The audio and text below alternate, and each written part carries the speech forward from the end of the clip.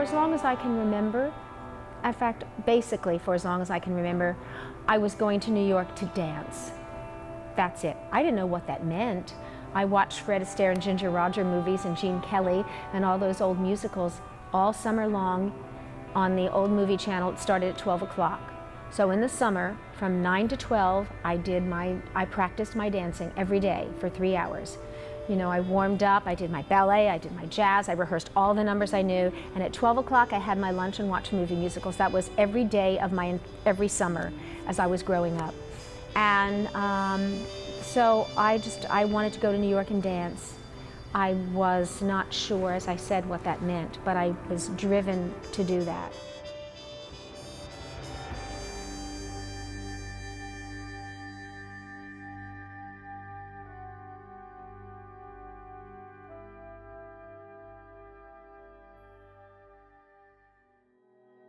I was 3.5 years old. I think my mother took me at 1.5 years because she wanted to dance as a child. It's one of those stories that we hear about the parents wanted to do it but didn't, so the child does it but so my mom, I guess, was maybe living through me, but I loved every minute of it.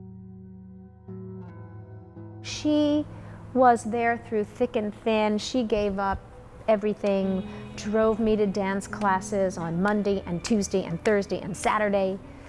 And well, I did my homework in the car and was always there. And she did push me in a good way, and she wouldn't, if I didn't practice when I was younger, starting out, she wasn't gonna let me go perform. If I didn't practice, I couldn't get private lessons. She wasn't mean about it. She just said, well, you don't seem interested. You're not practicing, so I can't spend more money. And so immediately, she was very supportive, but also very, hey, if you want to stop dancing and you want to do anything else, that's fabulous too. Just want you to be happy, so.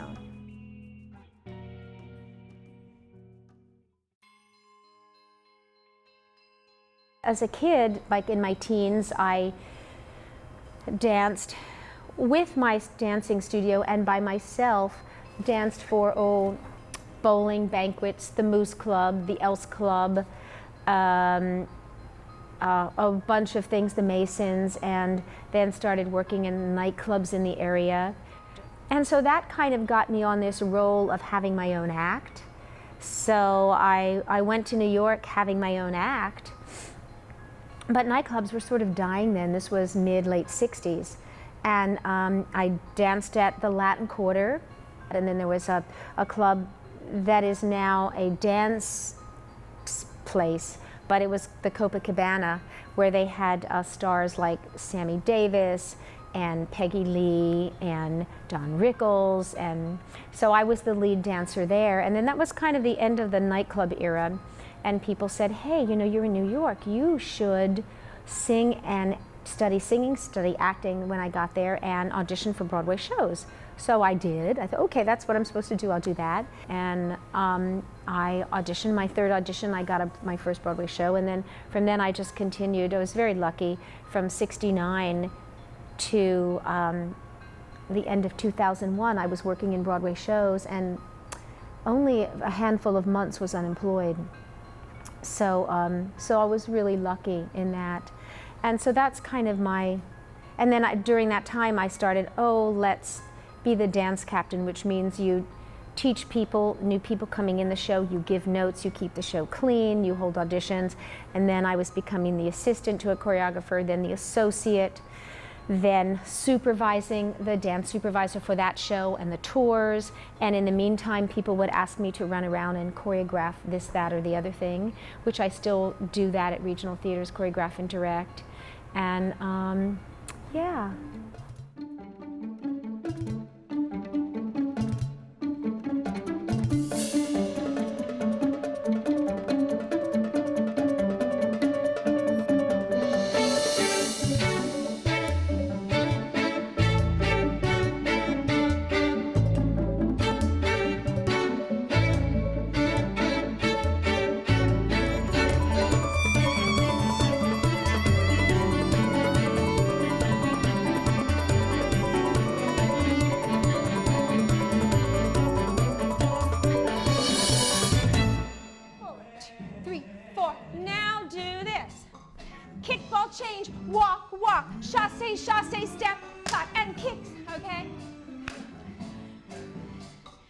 kicks. What did I do? Do you remember? I came here in '03, fall of '03, October, the week of October 19th to be exact. I somehow remember that, as a guest artist. And I had a great time. In fact, I was in this very space without the Chicago set that I'm on. My first thing that I did was in this space in Hodges, talking to a whole bunch of students who were so energized and so excited and so passionate about what they do. It was really wonderful. And I visited classes and spoke to them, and I taught a musical theater choreography workshop, a couple hours for the 5 days of the week that I was here. And I had a great time with that. And midweek, the chair of the department, David Leong, asked me if I would be interested in teaching. Had I ever thought about it, and would I be interested in coming here to be part of the faculty? And I was thinking about leaving New York. I was tired of New York, didn't want to be in New York anymore, and was thinking about what my options would be. And I thought about it for a couple months and then said yes, and here I am. So that's how that worked out. 5 and 6 and 7, clap. Neutral weights here. Then kick, ball change, pivot, step, chasse, step, clap. Yeah? Try that pattern and we'll marry the two together. Sort of approaching this as an audition. You got to learn it like 5, 6, 7, 8. Go, yes? 5, just do that step. I always said, I will never teach, ever. That's the one thing I was sure of. And then here I am teaching.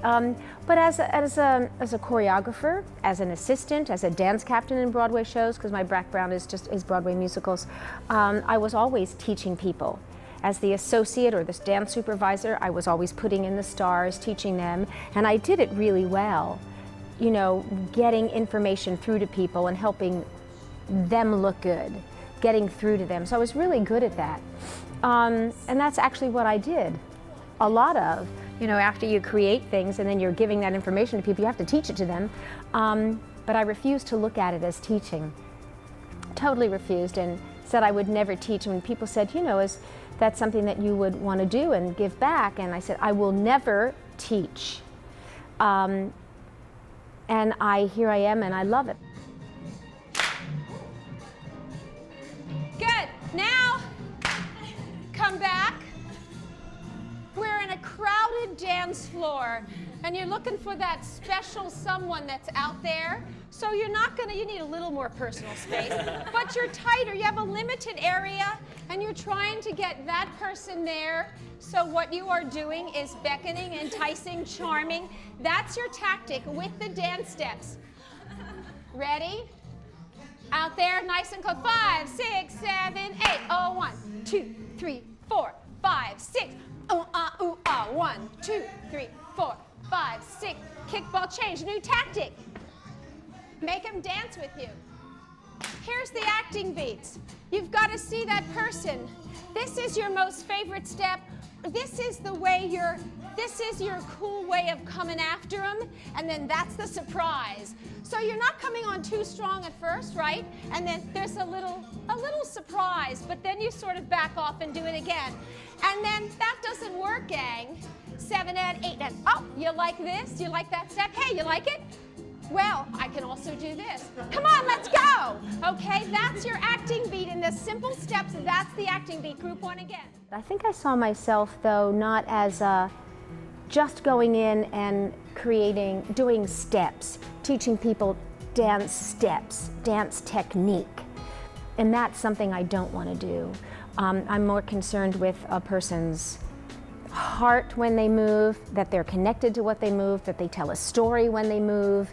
And I get to do that here.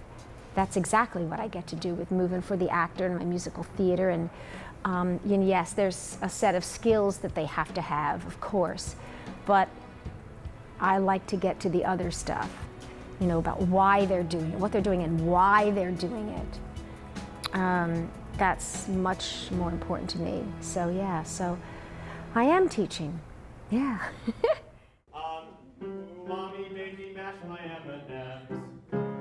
Mommy made me mash my M&Ms. Mommy made me mash my M&Ms. Okay, gang, actor, singer, dancers, get your chairs and let's move forward. We're okay. Sarah first, though. Ladies first. That's fine. Do it.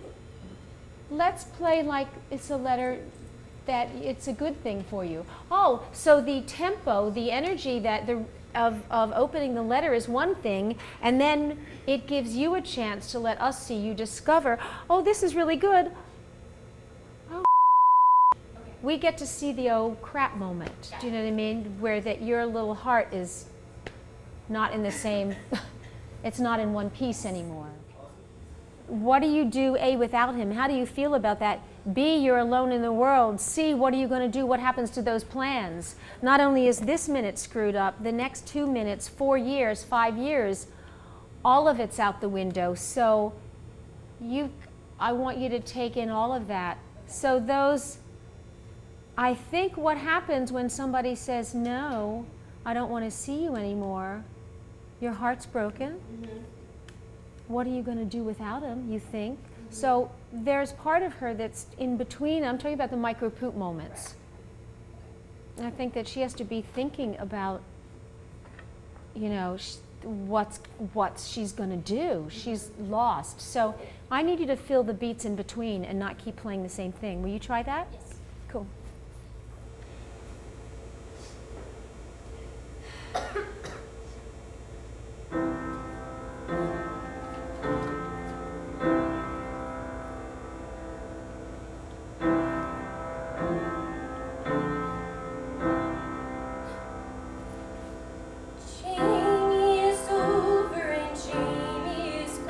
Think about this. Jamie's decided it's time to move on. Does he really mean that, or what are you going to do? Jamie's got new dreams he's building upon. And I'm still hurting.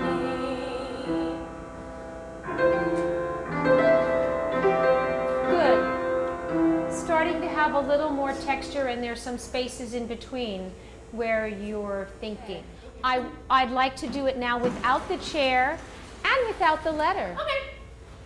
And still us seeing you discover something. Okay.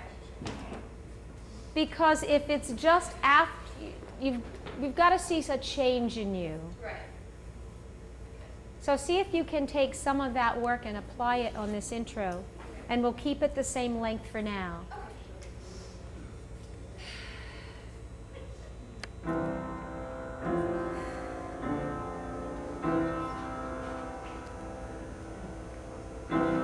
Breathe.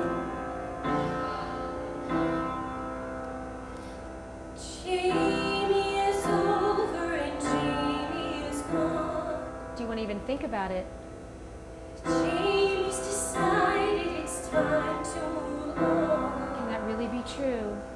Jamie's got new dreams he's building upon. And I'm still hurting. Good. Will you do me one thing? So the second thing, what would you call what you did on the second sentence, on the second phrase? Yeah, did you take it internal? You were feeling something, it was an internal moment for you? Feeling what the punch felt like. Stay with that for that sentence. Don't go back to him. Okay. In other words, it's a foci, it's a focus thing, okay? Then what's the third sentence you say? Jamie's already decided what. Jamie's got new dreams he's building upon. So, just for now, and then you figure out what you want to do, will you have the subtext be, I can't believe that he's going to go off and be happy, and I'm here alone.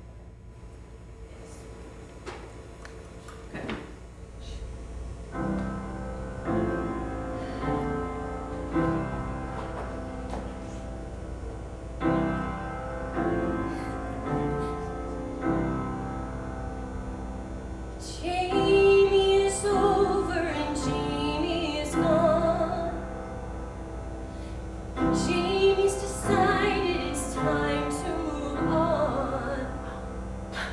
Jamie's got new dreams he's building upon. And I'm still hurting. Okay, how did that feel? More level. when I worked with Fosse, when I didn't realize I did this personally, but I know when I worked with Fosse, everything I did Pippin on Broadway, I was a replacement. In fact, a whole bunch of us were replaced. Because I auditioned for Chicago, I mentioned that because we're on this set, our VCU set of Chicago, I auditioned for Chicago, a bunch of us did, and I didn't get Chicago, but because Fosse was taking a whole bunch of his Pippin people and taking them next door to Chicago, then a whole bunch of us went into Pippin, so I got Pippin. But you knew why you were doing every single move. You knew why you moved your eyes from right to left. You knew why this finger went up and down. You knew why you moved your hands. Everything was very clear. He gave you clear imagery. But I also remember prior to doing Pippin and doing my things that I've always had a dialogue going on, a feeling about everything that I danced. And so like every movement sentence, I'm saying something else. I just feel it. Otherwise you're just blank. And I don't know where that came along. I think with my mom making faces at me. So one is like playing with my mom. I don't know. I can't do it empty. I could never mark what they call marking a show or mark a rehearsal. Because the truth is, no choreographer wants a dancer who's just dancing. If you're just dancing and you're not connected to the movement, no one cares. They may appreciate that your toe is pointed and you just jump 10 feet off the floor, but to actually feel what you're doing and get that across to the audience. You had it coming. What are you saying in between that? You, whatever. You had it coming. Okay, you had it coming. Your turn. Whatever. You gotta fill that in between. Your turn. I'm gonna get you up, Sam. That's menacing. He had it coming. Yeah, what else? He only had himself to blame. If you'd have been there, if you'd have seen it, I bet you would have done the same. I bet you. So make sure you dance through her you. You know how some people have these little habits that get you down? Yeah, I do. Like Bernie. Bernie just loved to chew his gum. What? No, not chew. Pop.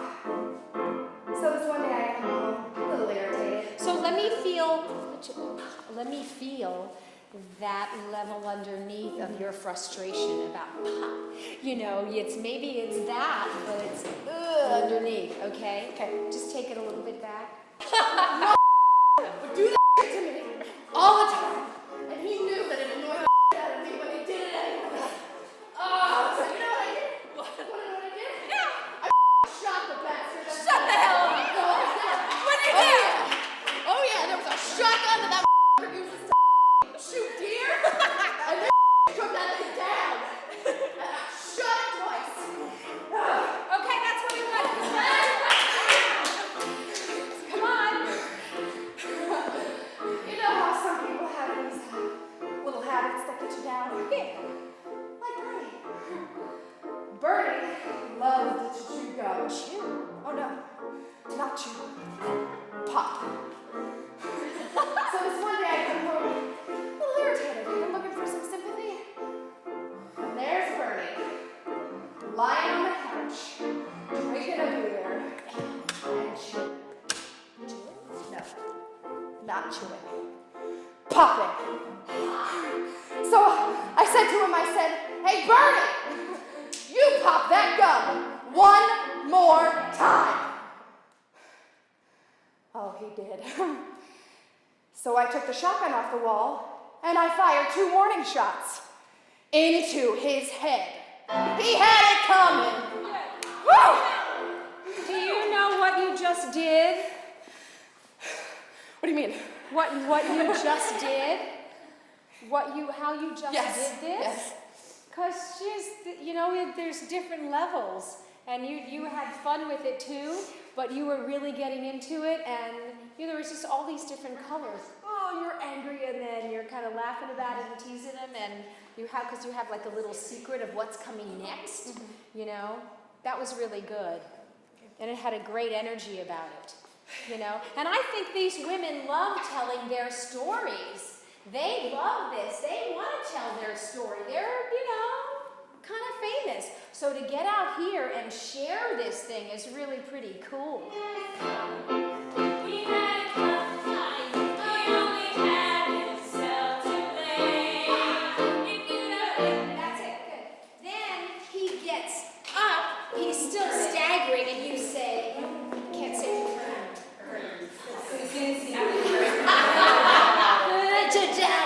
Da-da. And then what happens next is a turn. Yeah, da-da, come here. And what he's doing is he stands up and he's staggering. He's crossing this way, and you are challenging him like you never have before. Da-dee-da-da-da, da-da, and then whip this hand around like if that's him, it smacks him down. Yeah? So I'm better at what I do because of my students. You know, I really, when I go out in the professional world and Lord theaters and do things, I went, wow, I would not have done that or known that or said it that way had I not learned from my students. And really having to dig in to coach and teach here has really made me be more aware of things. So that's, you learn too, they say that, but it's so true, you know, so yeah. the one time that Chris dressed up and she's like, ah, she's loving so much. She's like, I think I wet myself. I think she almost wet herself. One time we were doing, Kelsey said hold for lights, or we're holding for lights. And so Patti went down to the stage and put her arms underneath 4 lights and said, what am I doing? Holding 4 lights. Oh yeah. Oh yeah. Yeah, because I'll stand up and I'll go, oh, I'm so excited, and I jump over, I'm beside myself. It's just really silly, I know, but you know, you have to. It's fun. And sometimes it breaks the tension too in the room, you know, I try and, you know, break the tension, and sometimes, or get people, if we're tired or kind of pissy because we've been up all day and all night or whatever, try and make something light, you know, and get everybody to laugh.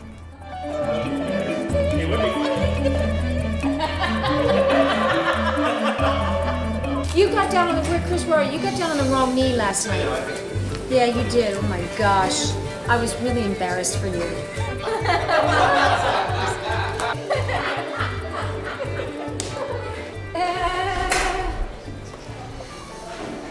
That's the worst Tommy gun sound ever in the whole world. No, that sounds like Woody Woodpecker.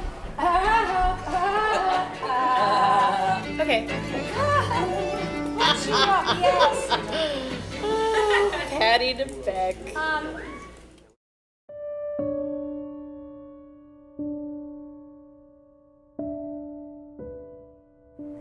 The joy, what gives me the most joy?